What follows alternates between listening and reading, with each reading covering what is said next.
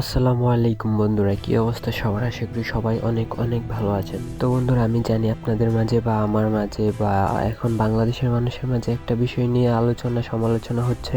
তো বিষয়টা হচ্ছে আমাদের অতি সুপরিচিত একজন মানুষ, জনপ্রিয় এবং জুলাই আন্দোলনের সমন্বয় ওসমান হাদি ভাই, যে কিনা বাংলাদেশের প্রেক্ষাপটে অতি জনপ্রিয় একজন ব্যক্তি। তো ভাইকে গত শুক্রবারে সন্ত্রাসীরা মাথায় গুলি করে চলে যায়, তাও আবার ঢাকার মতো একটি জনবহুল এলাকার ভিতরে, তাও আবার দিনের দুপুরে।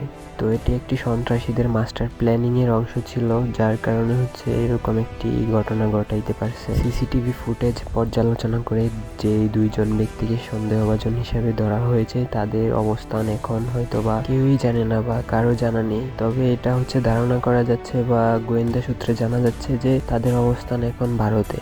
তো বন্ধুরা, এটি একটি পরিকল্পনা মাফিক একটি হত্যা চেষ্টার ঘটনা ছিল।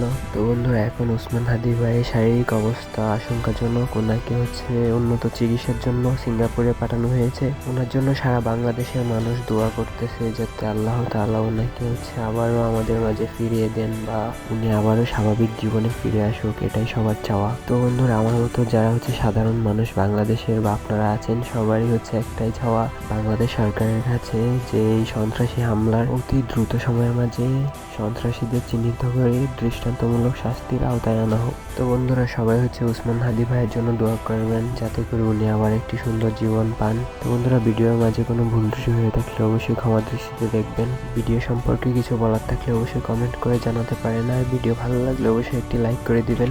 তো আমার এই ছোট্ট চ্যানেলে যদি নতুন হয়ে থাকেন অবশ্যই সাবস্ক্রাইব করে আমার পাশেই থাকবেন। তো বন্ধুরা, সবাই অনেক অনেক ভালো থাকবেন, সুস্থ থাকবেন। দেখা হবে পরবর্তী ভিডিওতে ইনশাআল্লাহ।